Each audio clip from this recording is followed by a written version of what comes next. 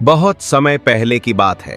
एक घने जंगल में मीठू नाम का एक समझदार और बातूनी तोता रहता था। उसकी हरी नीली पंखों वाली चमकदार काया और मीठी आवाज पूरे जंगल में मशहूर थी। सब जानवर उससे दोस्ती करना चाहते थे क्योंकि वह हमेशा सबकी मदद करता और हर बात को हंसी खुशी हल करता था।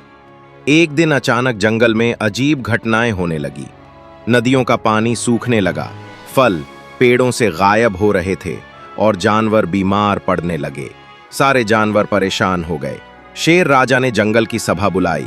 मीठू ने सबको ध्यान से सुना और कहा, यह कोई आम समस्या नहीं है।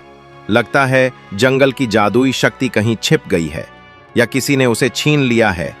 सब जानवर चौंक गए क्योंकि बहुत सालों पहले कहा गया था कि जंगल के बीचों बीच एक जादुई वट वृक्ष है जिससे जंगल की सारी शक्ति आती है।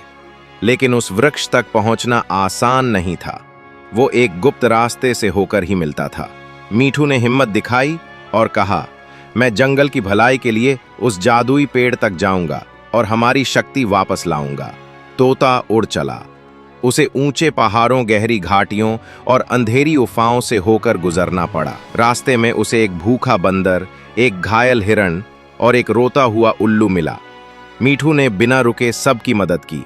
बंदर को फल दिए, हिरण की चोट पर पत्तों से पट्टी की और उल्लू को उसके परिवार तक पहुंचाया। हर कोई बोला, तुम सच्चे नायक हो मीठू।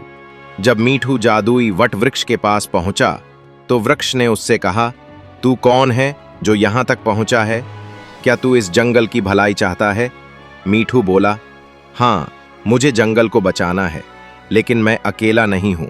अगर हम सब एक दूसरे की मदद करें तो हर समस्या सुलझ सकती है। वृक्ष मुस्कुराया और बोला, तू सही मायनों में बुद्धिमान और दयालु है।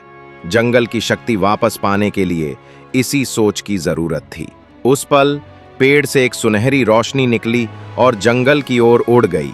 जंगल में खुशियां लौट आईं। जैसे ही वो शक्ति वापस पहुंची, जंगली नदियां फिर से बहने लगीं, पेड़ों पर फल आ गए और सब जानवर फिर से स्वस्थ हो गए। सभी ने मिलकर मीठू का स्वागत किया। शेर राजा ने हर रोज से मीठू को हम जंगल का रक्षक कहेंगे। मीठू मुस्कुराया और बोला, मैंने कुछ नहीं किया, बस सबकी मदद की। यही जंगल का असली नियम है। सीख, समझदारी, दया और मदद का भाव अगर दिल में हो तो सबसे कठिन रास्ता भी आसान हो जाता है।